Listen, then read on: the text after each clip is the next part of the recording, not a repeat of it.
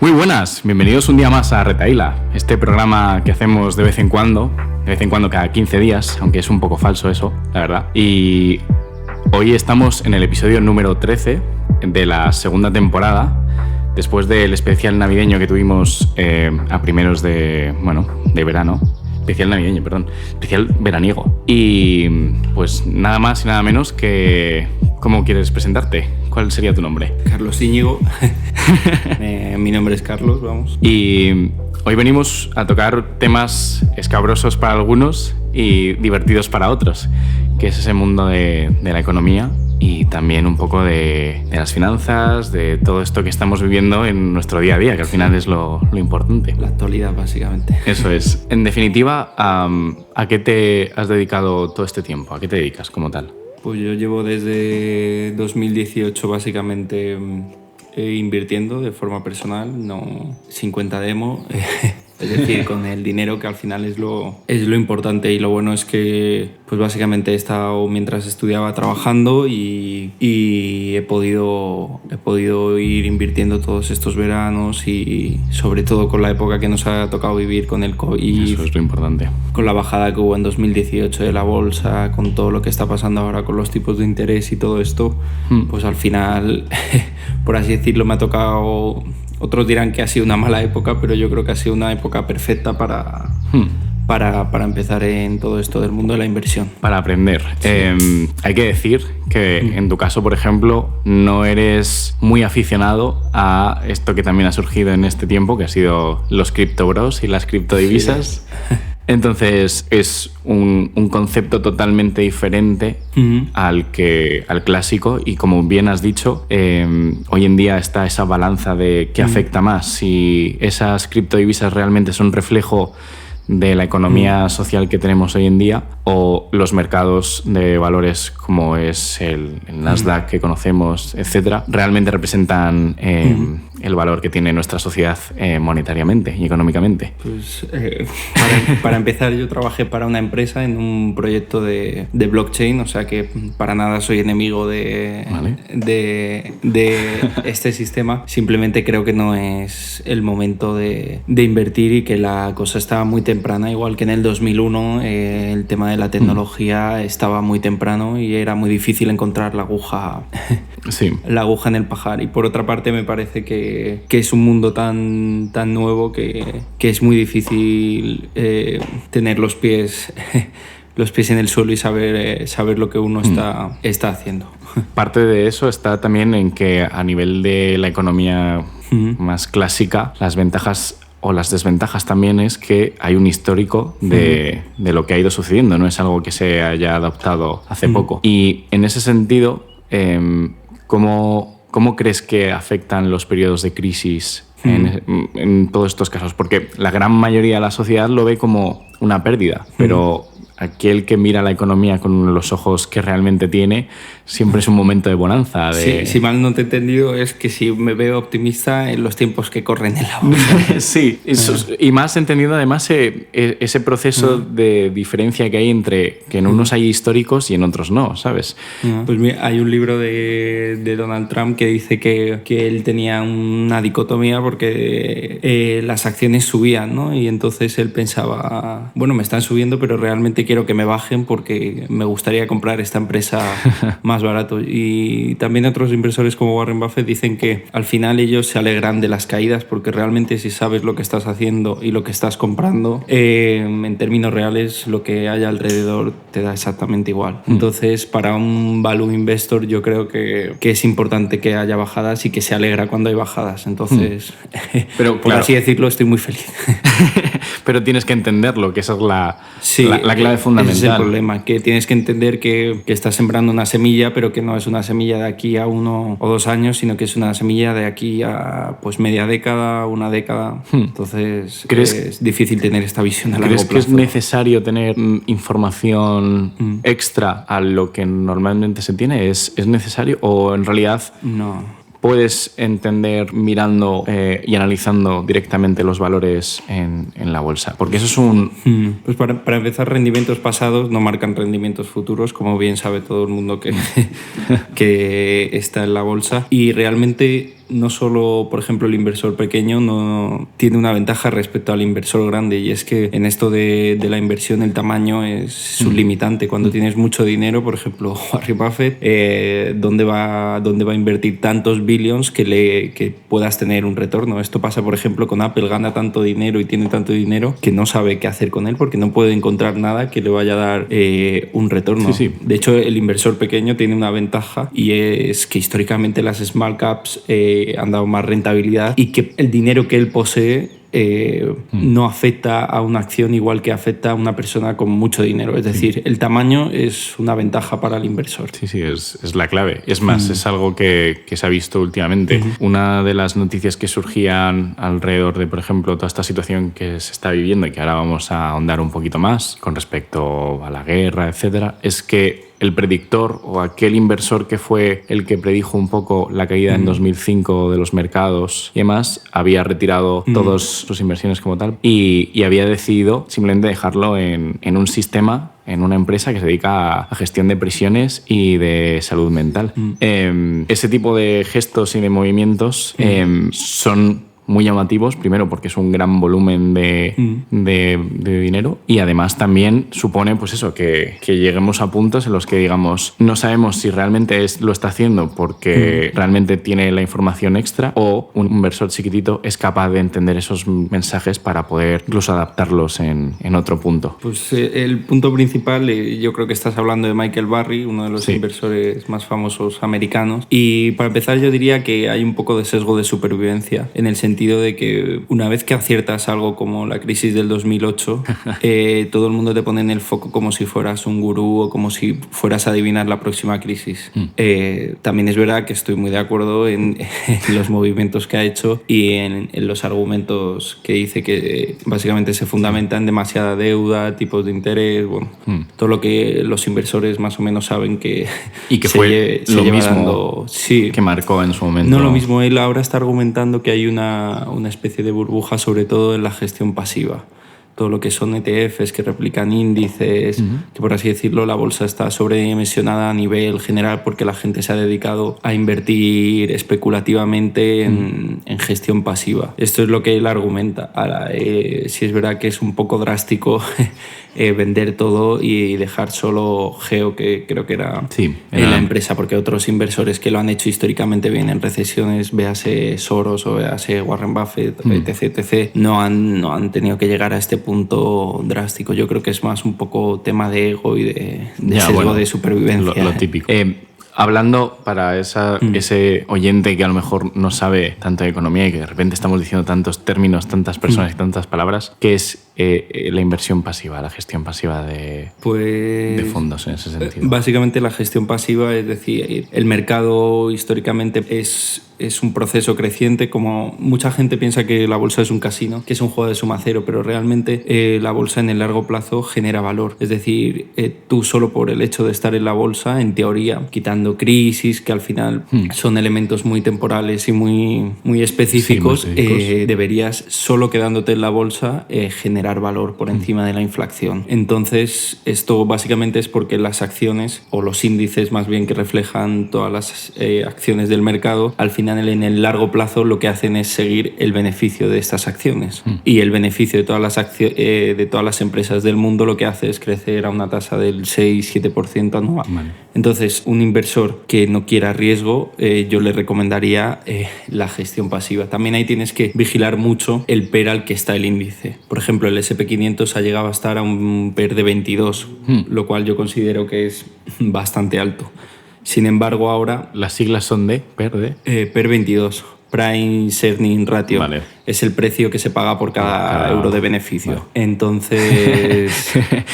Perdona que te haga ese tipo de cosas, pero es normal. Para que la gente lo vaya entendiendo. Es el precio de capitalización partido de esto, del beneficio. Sí. Entonces, ahora está bajando. El tema aquí va a ser, van a ser afectados los beneficios por acción. Entonces, el PER debería subir. Entonces, estamos en un momento bastante... Se tiene que nivelar, que eso es también la corrección de los mercados que tanto se está hablando. La pregunta es, ¿van a corregir los mercados o van a aguantar con las tecnológicas, sobre todo mirando al mercado americano? Sí, que es el que está pautando ahora. Sí. Y también que es lo que está haciendo que haya esa lucha de poderes entre China y Estados Unidos, precisamente económicamente y en ese punto. Vale, como bien comentabas, a nivel pasivo, esa pasividad debería de corregir el crecimiento en inflación que se genera. Muchos escépticos, simplemente por comentarlo, siempre mencionan que esa inflación es constante, y como es una inflación constante, en realidad la devaluación del valor se va a mantener, a no ser que generes ingresos de otro modo o gestiones tu economía en el valor. La gran mayoría de la sociedad, o lo que conocemos normalmente, no tiende a gestionar ni a mover su dinero de ese modo. Sí es cierto que lo hace a lo mejor con compra de vivienda o otro tipo de medios, pero no lo hacen pensando verdaderamente en llegar a gestionar esa economía. ¿Crees que en realidad es algo que se puede mantener, ese nivel de gran parte de la sociedad que no entiende cómo funciona y que además se come la inflación? Bueno, aquí en España pasa algo muy curioso, que es que normalmente ahora, cuando hay tanta inflación, suelen subir los tipos de interés, lo que afecta al inmobiliario. Pero España es un país tan diferente que normalmente el inmobiliario aguanta bien, porque normalmente la gente en España suele invertir en inmobiliario porque es algo tangible, algo que pueden tocar, algo. Entonces España funciona en este modo de una forma bastante distinta. Hay mucha gente que dice que el inmobiliario volverá a caer. Yo no lo tengo no está tan claro. Sí es verdad que por regla general en Europa, Estados Unidos, se dice que tienes que tener una inflación anual del 2%, pero como vemos con la crisis energética, el petróleo, el gas, la impresión de dinero, vemos que se ha disparado, y el problema es que puedes generar una espiral inflacionaria, que inflación genere más inflación, y no parar esto es muy peligroso. Pero al final todos los imperios de la historia han caído por eso. Por inflación. Y que en realidad el método de regenerar el sistema es volver a la edad de piedra otra vez. Hombre, el método en parte, de regenerar como se ha hecho anteriormente, es subir los tipos para enfriar la economía, para decir, para ponerle un tope a la inflación. La pregunta es, claro, ahí tiene un problema la Fed y el Banco Central Europeo de decir cuánto es suficiente. O sea, es un tema bastante complicado y que afecta mucho a la economía. Todos los bancos, por ejemplo, el mayor pago de una familia siempre son las hipotecas. Sí, justo. Que te varíen eso es un tema bastante complicado en un país. O sea, mueve tanta cantidad de dinero el tema de los tipos de interés, que es muy complicado de gestionarlo. Era algo que hablábamos en el episodio anterior, que era un poco más distendido, y precisamente hablábamos que en la localidad en la que nosotros normalmente residimos, además de que hemos comentado, bueno, somos de Madrid, pero hay distintas zonas. Es cierto que, por ejemplo, en ese caso, la variación que había de los inmuebles era bastante alta en cuanto a los precios, y que no había ninguna corrección ni había ninguna bajada. Es más, lo que sí se estaba notando era la subida de precios, y que encima la subida del tipo variable o fijo que había que pagar para la hipoteca. En ese sentido, ¿es algo que crees que va a mantenerse? Como comentabas. Bueno, esto pasa mucho en las ciudades de extrarradio de Madrid o de otras grandes ciudades, que los precios tienden a subir muy rápido en época de bonanza. El problema es que este tipo de ciudades puede construir nuevas urbanizaciones, lo cual es bueno porque generas oferta de vivienda. El problema para mí es que yo nunca sería un inversor en estas pequeñas ciudades, porque el precio, si bien es cierto que puede subir mucho, también puede bajar mucho, porque este tipo de ciudades puede ofrecer cada vez más y más pisos. Entonces la demanda al final se iguala a la oferta. Yo, por ejemplo, solo sería inversor de inmuebles en España, pues en ciudades céntricas, porque ahí tienes un limitante. Si es verdad que es más caro, te ofrece menos rentabilidad, pero por ejemplo, si ves precios de los pisos en la crisis de 2008 dentro de la M30, y en pueblos o en ciudades pequeñas o del extrarradio, ves una diferencia brutal. Al final, dentro de las ciudades la oferta está limitada porque no puedes construir más, que mantiene el precio. Por eso precisamente se paga un sobreprecio. Entonces yo tendría cuidado en especular o en tener una vivienda fuera de una ciudad, porque sí es verdad que se te puede revalorizar mucho. Por ejemplo, creo que el ensanche de Vallecas ya ha tenido una revalorización fuerte, y otras ciudades, Pozuelo, Alcobendas... Y que de momento se mantiene. Sí, pero puede llegar un momento que te caiga el precio del piso bastante, y sobre todo en situaciones de estrés económico como la que seguramente... Vale, en ese sentido, claro, también es cierto que cuando compras dentro de una ciudad como puede ser Madrid, la rentabilidad es un poco corta a lo que puedes hacer. Esto es muy simple. Necesitas una gran cantidad de capital porque el precio está elevado, pero para obtener inversión, pues también no es una inversión que vayas a obtener rápida, como solemos pensar en corto. Normalmente son inversiones que van a largo plazo, ¿no? Normalmente tienes dos factores. Tienes, por ejemplo, el alquiler. O sea, los factores que te hacen ganar dinero con el inmobiliario son el alquiler, la renta y la revalorización. El tema es que dentro de Madrid, normalmente lo que la gente ve es la renta. Entonces tú tienes un piso que sí es muy caro y te ofrece al final poca rentabilidad porque el alquiler no es tan alto. Pero lo que la gente no se fija es que estás ganando por otro lado, que es la revalorización del activo.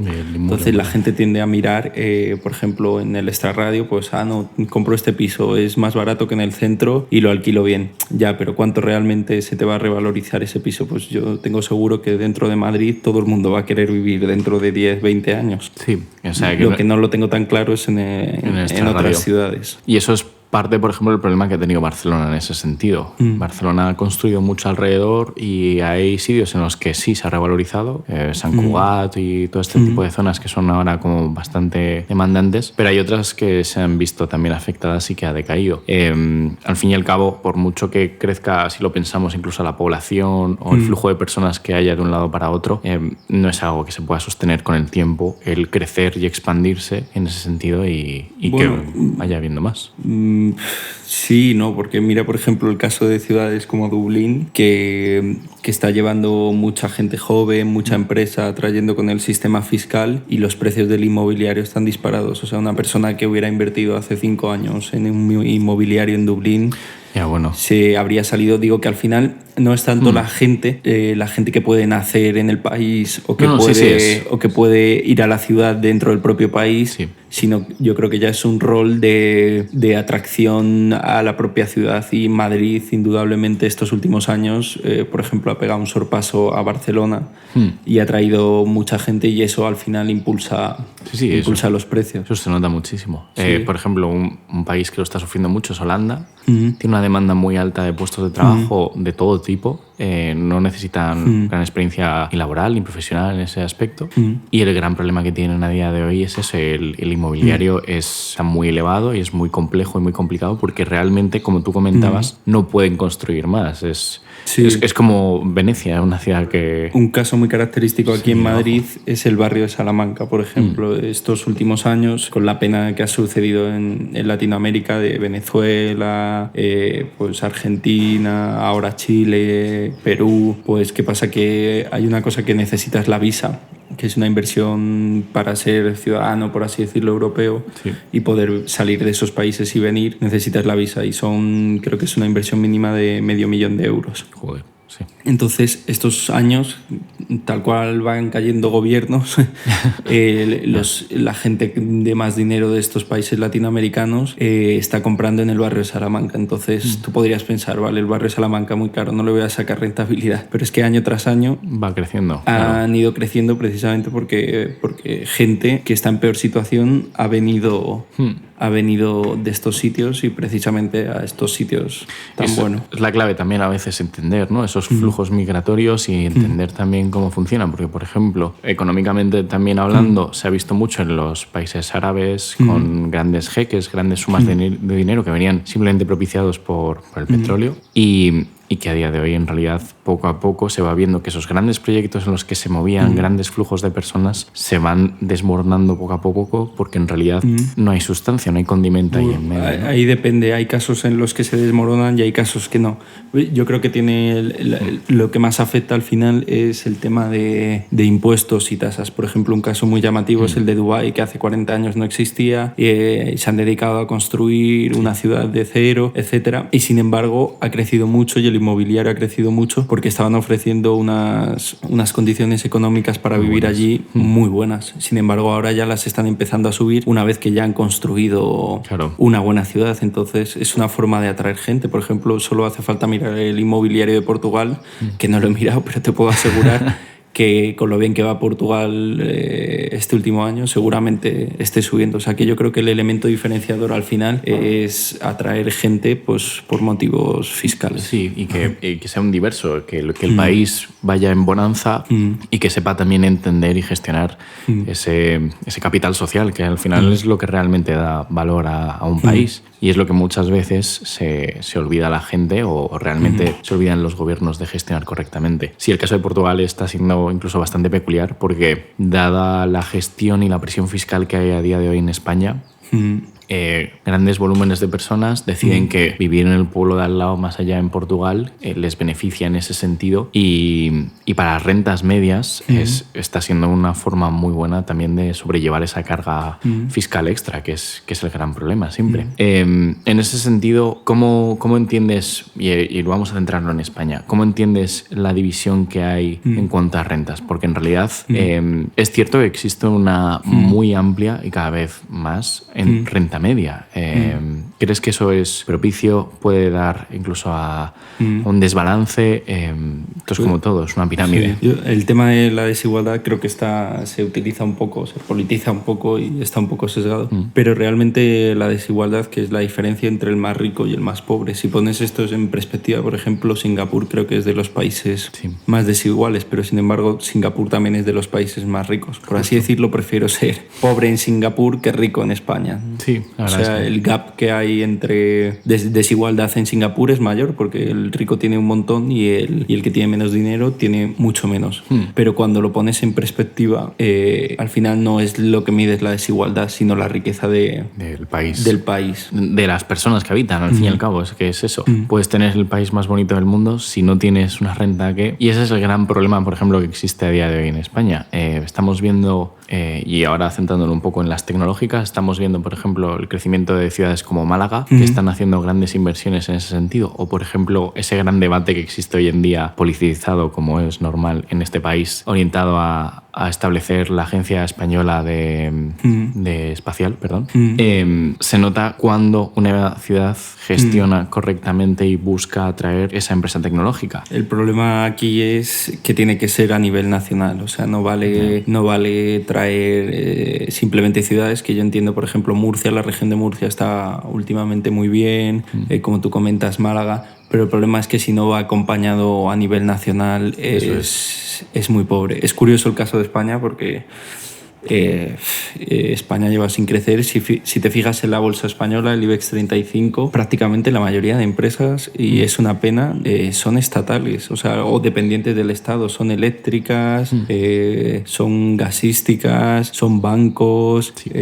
Al final no puedes hacer un país de empresas que dependen del Estado. Estados Unidos, todas las empresas que avanzan y que son tecnológicas están en el meollo del asunto. España básicamente tiene empresas que dependen del Estado y nos mantenemos, por así decirlo, pero... Claro, pero eso no incita más, incluso ese es el gran problema, que al final cuando se pide un crédito, se pide un crédito para un banco que está estatal, entonces ese círculo, esa pescadilla que se muerde la cola es constante y entonces en realidad son tratos de favor en vez de realmente inversión asegurada para... O sea, por así decirlo, las empresas estatales, por muy mal que vaya el país, nunca va a desaparecer. Los bancos estatales, Repsol, Iberdrola, porque al final son dependientes del Estado. Entonces, el problema es que aunque sea un infierno fiscal España, pues seguirán existiendo esta empresa. Y de hecho es un indicativo que las mayores empresas de España, quitando casos contados como Amadeus, Celnex o Inditex,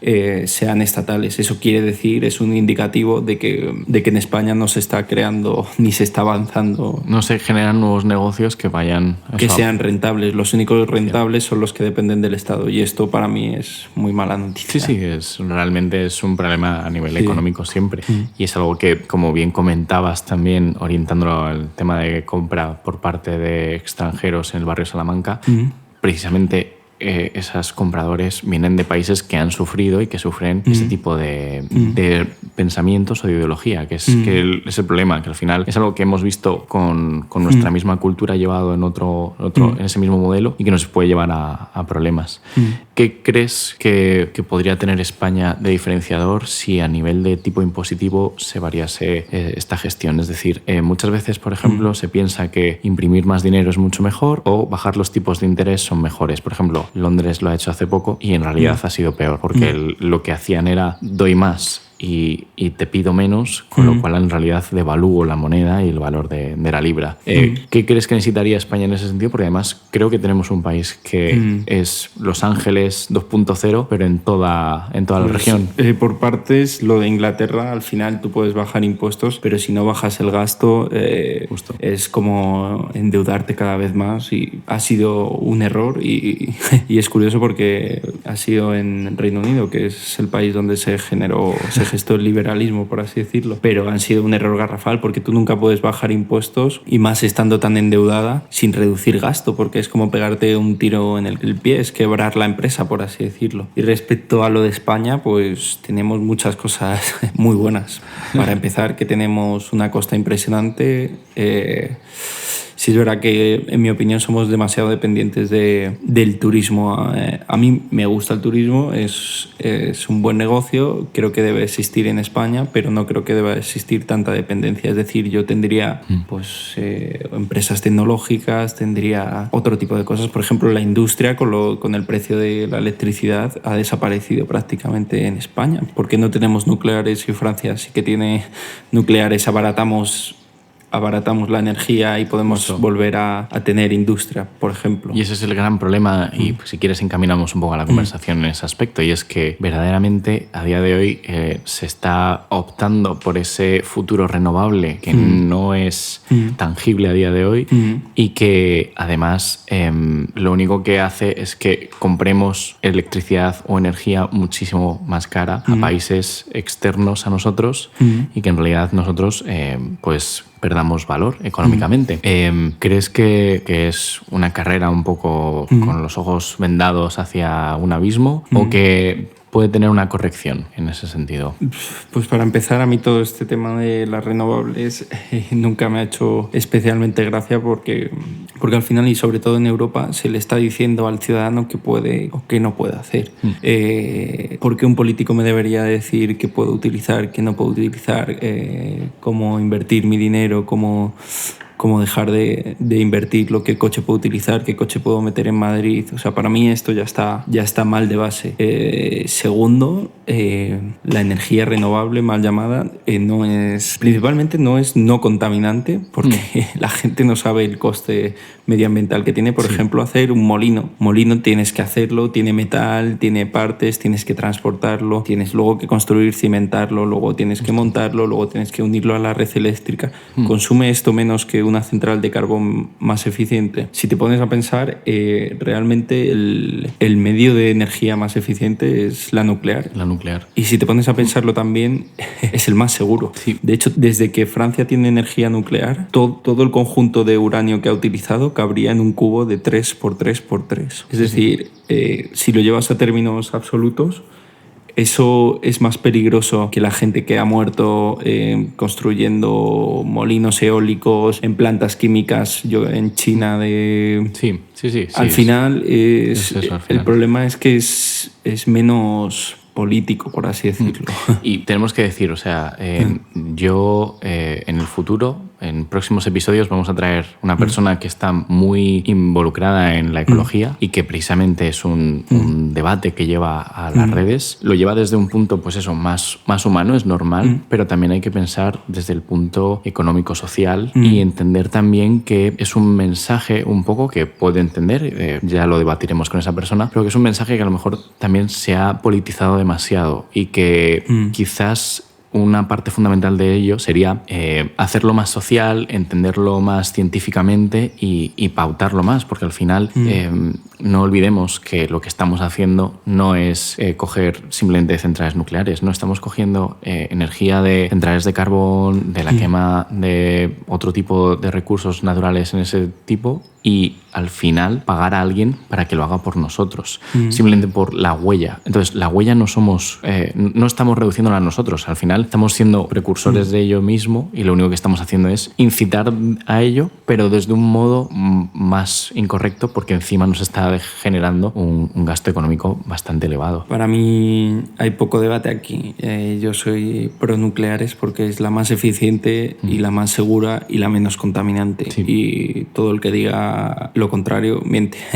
Bueno, sí. Y respecto al tema social, a mí no me deja de llamar la atención una cosa curiosa y es, por ejemplo, el caso de Francia. La Unión Europea se ha hartado a años a poner restricciones, a que las automovilísticas tengan que construir coches eléctricos porque si no, no van a pasar el próximo programa ecológico de la Unión Europea, la certificación, etc. Y ahora mismo en Francia te están prohibiendo cargar el coche eléctrico. O sea, años tras años diciéndote que tienes que tener un coche eléctrico, poniéndote restricciones, diciéndote lo que tienes que hacer, y ahora resulta que te compras un coche eléctrico y no vale. Sí. O sea, el problema aquí no es que tú te compres un coche eléctrico. Oye, si la tecnología es mejor, si va mejorando, va avanzando, te lo puedes comprar. El problema aquí es que viene un político de turno y te dice lo que no tienes que hacer, cuándo y cómo lo tienes que hacer. El caso de Madrid es Almeida. Sí, y ya digo, es un debate que quiero llevar en ese sentido para hablar con personas, pues que tienen otra o la misma concepción, solo que vista desde otro punto de vista. Y verdaderamente no somos conscientes de que esto ya lo hemos vivido, porque el tema del diésel fue algo que también surgió y de repente el diésel era maravilloso, todo se incitaba a comprar diésel, incluso era más caro comprarse un coche diésel, la gente hacía ese gasto extra precisamente buscando ese beneficio, ¿no?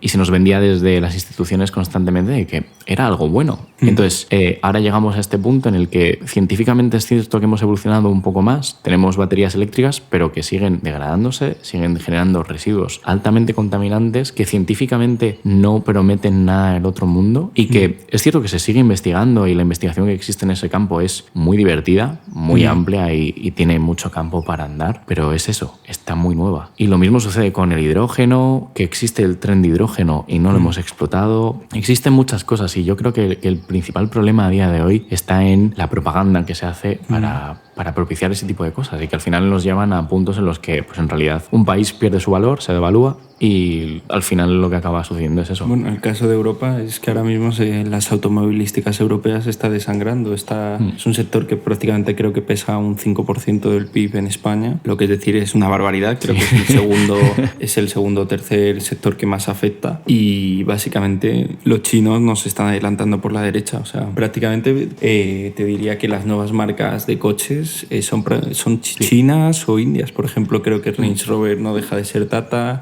Ahora han comprado los chinos MG, que era una marca británica que desapareció, pero que el coche que están haciendo es chino. Volvo creo que también es chino. Y si no son, van a ser. Justo, porque tienen financiación o ya tienen una compra bastante elevada de la acción de esa empresa. Y ese es el problema, que no nos estamos dando cuenta de que esos países ya no solo es que sean países que tienen grandes recursos económicos, sino que tienen gestiones sociales que van en contra incluso de nuestros propios principios en muchos casos y que están contaminando o tratando este tema en general de todo ello, de la electricidad, de la gestión de los recursos, como les viene en gana. Como si fuese esto una guerra, literal. Entonces, no podemos competir. Es una ventaja para ellos, claro, y va en detrimento de los empleos y de la gente de No se puede Europa. competir, justo. Entonces, al final, lo que acabamos haciendo es que, y lo que se acaba viendo incluso, si quieres lo comentamos, es en este punto que hay una guerra y que todo se politiza en ese aspecto. Si entrar en debate político y ponernos de un lado o de otro, comentando que lo que hace es que Europa, que ya estaba desgastada, porque en realidad no tiene mucho más de dónde tirar, se vea más degradada y más desgastada precisamente por esa lucha o ese juego de ajedrez que existe entre pues, Estados Unidos y China, y precisamente existe porque China y todo el sudeste asiático como tal tiene una cantidad de recursos y tiene estipulado incluso por parte de su gobierno superar e incluso llevarse por delante todo lo que pueda y un poco más. Entonces, ¿cómo ves tú el panorama que está generando pues esa degradación de esa lucha de egos que existe por ambos bandos. Y se puede centrar en el campo de las petroleras y de los recursos como tal, de gas natural, etc. Pues para empezar, Europa perdió una década en la tecnológica que nunca llegamos a encontrar, ni a que nos ganó la batalla Estados Unidos. O sea, nunca hemos llegado a tener empresas tecnológicas de alto nivel. Básicamente Europa es lujo, lujo y lujo, ya sea coches, ya sea ropa, ya sea... salvo con todas las excepciones, claro. Pero esa década o esa oportunidad la perdimos y ahora estamos perdiendo el automovilístico, que es básicamente, pues si representa bastante. Por ejemplo, en Alemania es una industria bastante potente con todo el tema de Audi, BMW, Porsche y Mercedes. Entonces yo auguro malas décadas para Europa, sobre todo de si no hay una reacción, que puede que la haya con el tema de Italia y Hungría. O mucho cambia la cosa o mal vamos, porque los chinos van como un tiro y los estadounidenses más todavía. Entonces Europa se está quedando atrás, como el campo de juego de... Y esa es la cosa, que es un campo de juego en el que en realidad afecta a todos los niveles a un gran número de países que en realidad trabajan de forma fragmentada, que no es lo mismo luchar contra dos potencias que en realidad pues constantemente luchan al unísono. Y en realidad eso nos está llevando a que a día de hoy pues nos cueste, y eso es lo importante al final, no hablar de términos a lo grande que las personas no viven, sino el hecho de te cuesta más la comida, te cuesta más la luz, te cuesta más vivir en general. Y es algo que no va a desaparecer, es algo que se mantiene precisamente por lo que mantenemos. Y si encima tenemos las restricciones que, como comentábamos, de en 2035 hay que cambiar todo el parque automovilístico y no se va a permitir ciertas cosas, pues eso es un endeudamiento y un gasto continuo que al final solo lleva a la decadencia. Y en ese punto, ¿cómo entiendes que a día de hoy el endeudamiento de España haya superado el Producto Interior Bruto del propio país? Pues esto en verdad tiene muchas interpretaciones, o sea, no es una verdad absoluta, porque hay países como Japón que están muy endeudados respecto al PIB. Es una realidad con muchas aristas. Estados Unidos también está altamente endeudada, sobre todo el sur de Europa está altamente endeudado, y como dice Warren Buffett, solo cuando la marea baja ves quién está desnudo. O sea, la deuda es como el oxígeno, ¿no? No te das cuenta de que lo necesitas hasta que dejas de respirar y te das cuenta de que estabas mal, ¿no? Por así decirlo. La deuda no afecta hasta que te pasa lo que le ha pasado a Reino Unido, que ha bajado impuestos y no se puede permitir el lujo de bajar impuestos porque tiene que reducir fuertemente el gasto. Entonces es una carrera todo el rato hacia adelante y encima pues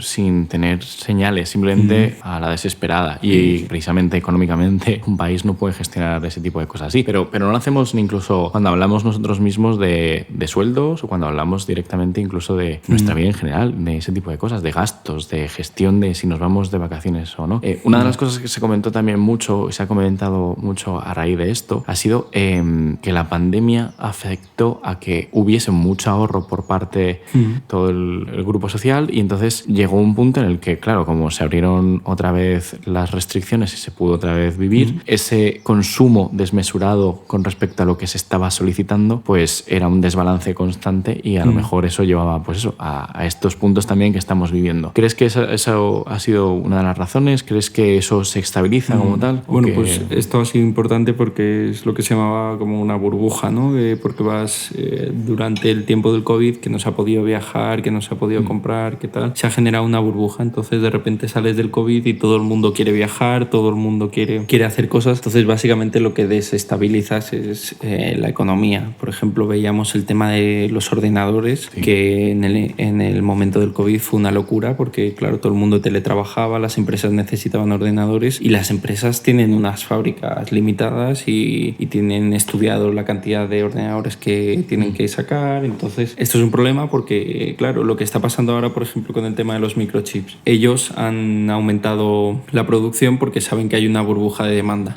Pero ¿qué va a pasar cuando esta burbuja pase? Claro. y vuelvas y bajes otra vez? Y bajas, vas a perder capacidad de fijar precios, vas a perder esta fuerza que tienes de porque te va a sobrar excedente y nadie va a querer tus tarjetas gráficas, tus chips. Sí, vale, has solventado el tema de la burbuja porque te has puesto a producir como un loco, pero luego tienes un problema de stock y de precios brutal. Entonces, incluso a día de hoy no está corregido, porque esa es la cosa, que a lo mejor también es algo que intentan gestionar un poco de ese modo, sin subir, pues que o la gente se aburra o que la demanda no crezca. El tiempo pone todas las cosas en su sitio, yo creo, y hombre, no tienes que ser amarrategui, por así decirlo, pero tampoco puedes continuar porque la situación ha cambiado, te tienes que adaptar. Entonces es un tema complicado, pero yo espero que el tiempo lo solucione. Lo estabilice, sí. Bueno, y también lo que hemos hablado de todo ello en general, ¿no? Es entenderlo un poco y tener una visión. No sé si quieres hablar de algún otro tema más. No, lo que has dicho de Europa y Estados Unidos, básicamente puntualizar que Europa no es Estados Unidos, y precisamente esto se ha visto en los mercados, pues prácticamente con, por ejemplo, la libra y el dólar, que básicamente hace unos años estaba en 2 y ahora ha bajado a la paridad, y lo mismo ha pasado con el euro. En Europa nos hemos creído que éramos Estados Unidos, que podíamos emitir deuda a nivel de Estados Unidos y que nos la iba a comprar todo el mundo, y se ha visto que no, que realmente la gente lo que quiere son dólares, y entonces ha vuelto a la paridad y ha sido brutal este año, 17% prácticamente, o sea, al final te vas haciendo más pobre. Yo recuerdo en 2008 que ibas a Nueva York y prácticamente eras un marajá porque creo que estaba a 1,40 el cambio, y ahora se ha visto años después que, claro, vas... Y los sueldos en América, el coste de vida aumenta, pero los sueldos han aumentado mucho más. Al final lo importante es la diferencia que tengas con tu coste de vida y tu sueldo. Y nuevamente va a ser mejor porque aunque el porcentaje de coste de vida y sueldo se mantengan, si ahorras o ganas en la moneda que tiene la victoria o tiene la ventaja, cuando vayas a los países que tengan más peores, por así decirlo, vas a tener esa moneda. O sea, si a mí me cuesta un 20% vivir en España y el otro 80% y gano un 100% y tengo el mismo ratio en Estados Unidos, me cuesta la vida un 20% de lo que gano. Pero lo que yo ahorre en Estados Unidos será en dólares. Esa es la cosa. Y también incluso yo tengo conocidos americanos que están ya temerosos de toda esta gestión en ese sentido, porque incluso están viendo que sí, que es cierto que están ganando más económicamente, pero que empieza a caer, que no es algo que se vaya a mantener, que empiezan a notar que esto es como siempre, ciertas políticas y ciertas gestiones están llevando a que verdaderamente pierda su valor, y precisamente pierde su valor por eso, porque la economía china o India está creciendo. Tienen una gestión y un coste de mano de obra y de organización que les es ridículo con respecto a lo que pueden explotar. Y bueno, son dos economías bien diferentes. Al final, para mí un elemento diferenciador a favor de Estados Unidos es el bajo desempleo, que prácticamente fuerza a que los salarios suban porque la gente no encuentra gente que contratar. Entonces eso al final beneficia muchísimo al trabajador. La productividad de Estados Unidos no tiene nada que ver con la de China, porque China es muchísima más gente, y sobre todo China ahora tiene un problema bastante gordo con el inmobiliario, que ha crecido mucho. Hay economistas que dicen que se asemeja al 2008 en Estados Unidos. Pero son dos mundos totalmente opuestos, totalmente diferentes. Y por mucho que, o sea, Estados Unidos no le va bien ahora mismo con el presidente que tiene, ni las políticas ni la impresión de dinero, pero sí es verdad que le va mejor que a otros países. Entonces al final sales ganando. Pero es como siempre, es una carrera en la que constantemente hay un posicionamiento y dices, dentro de lo malo es lo menos malo. Pero claro, no es la intencionalidad al final de todo ello, sino al final tener una compensación, y que verdaderamente, porque en eso es lo que hemos pecado, yo creo, a nivel europeo, incluso a nivel español. Siempre hemos dicho, bueno, dentro de lo malo es lo menos malo, pero es que eso no nos sirve a nosotros. Sí, como que no tenemos aquí mal de muchos cursos lo de tonto. Eso es, no tenemos una capacidad tan amplia, no tenemos un margen de error y de corrección tan amplio en ese sentido. De todas formas, preferiría ser estadounidense. Por eso. Entonces, a ver, es como todo. Pero sí, sí, y es algo que se está viendo. Entonces, bueno, veremos a ver también cómo tiende y qué vemos en el futuro en ese sentido. Pues por mi parte yo creo que ha sido todo. Te voy a hacer las preguntas de rigor y demás, y desde aquí te digo que estás más que invitado, porque la economía continúa, no es algo que se pare, y siempre es curioso conocer incluso términos nuevos o visiones diferentes. Yo sé que en tu caso abogas mucho por Warren Buffett y esa cultura de conocimiento. Totalmente value investing. Y entiendo que, bueno, no todo el mundo predica del mismo modo, pero bueno, es interesante. En ese sentido, y para cerrar ya todo esto, y dicha queda la invitación para el próximo episodio, ¿qué recomendarías o qué a día de hoy consumes, que te gusta, que puede estar primero orientado en este tema, que hoy hemos sido muy monotema, o que pueda estar orientado en otro tema también que te puede interesar? Y como siempre, pueden ser series, películas, marcas, de todo. Hay un abanico muy amplio y aquí lo único que queremos es incitar a conocer cosas nuevas y distintas. De libros te voy a recomendar 3 que, como mi querido Warren Buffett dice, que con este libro básicamente mejoras un 50%, y yo creo que es de los libros que me he leído que más me ha ayudado, y se llama Cómo ganar amigos e influir en las personas, y básicamente es una cátedra de cómo convivir con la gente, que es algo que está, yo creo, en la sociedad sumamente infravalorado, porque al final cualquier trabajo que tengas vas a tener que saber gestionar la gente, cómo puedes optimizar los procesos, cómo funciona la mente de la gente, cómo ser más amable, cómo caer bien, Es un libro que a mí me ha cambiado. Incluso supongo que para aprender para ti mismo y entender también un poco cómo corregir.